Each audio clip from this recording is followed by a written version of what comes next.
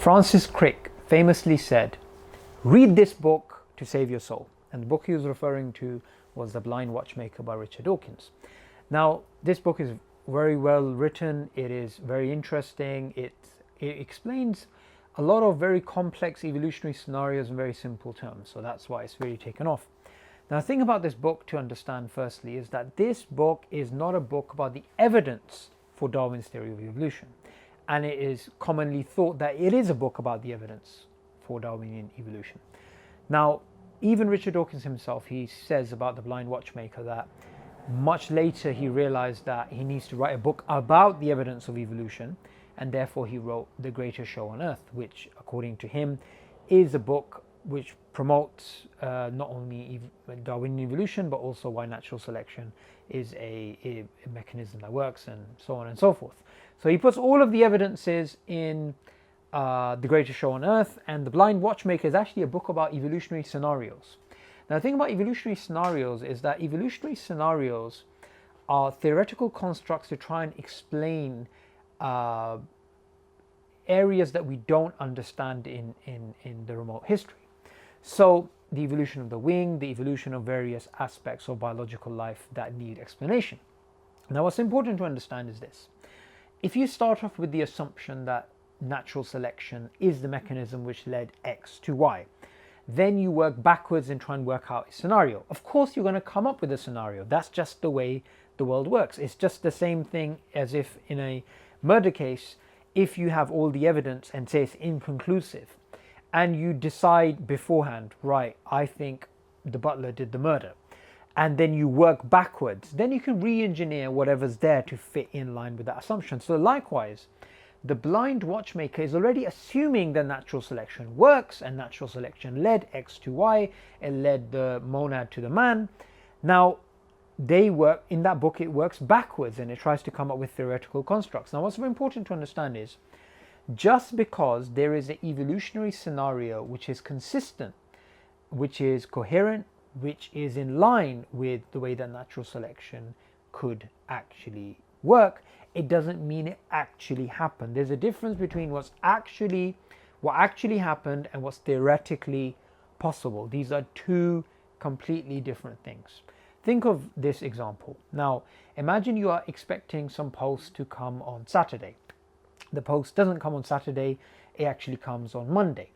Now you think to yourself, what actually happened? Now, there are some possible scenarios. Now, some scenarios are more plausible than others, but there are some scenarios. So a scenario could be that the postman basically delivered on Saturday, but delivered at the end of the street, and the person at the end of the street, they basically picked up the letter and they came and dropped it off on Sunday at your neighbor's house, again, not your house, by accident. Now, on Sunday, the neighbor picked that up and then realized, okay, I need to give this to you, and he gives it to you on Monday. So you get the letter on Monday, and it's because it's accidentally been dropped off at two different addresses, and those people are kind enough to drop it off to you. So that's a theoretically possible scenario. There's also another explanation. Perhaps the postman just came late and he didn't deliver on Saturday, delivered on Monday instead. That's also theoretically possible. What's also theoretically possible is that the letter was actually, the postman got sacked, say, that day, and he decided to throw his letters away. And as he's throwing his letters away, he basically throws all the letters in a dump, and there is somebody who's going through the dump, and they just come across your letter, and then they decide to pick it up, and on Monday they give it to you. There's a whole bunch of scenarios which are possible, almost an infinite number of scenarios which are possible. Those theoretical scenarios, they may be coherent, they may be in line with reality, or what we know about reality, they may be consistent, but that doesn't mean that's what actually took place. So when there are evolutionary scenarios, such as the scenarios in The Blind Watchmaker, yes, they may be coherent, yes, they may be theoretically possible, but it doesn't actually mean that that is what actually happened. Now, previously, in one of the other videos, I gave the example of the evolution of eye color. and about how eye color is supposed to have evolved. Males are supposed to like this particular color because of this thing, and women are supposed to like this particular color because of this evolutionary scenario.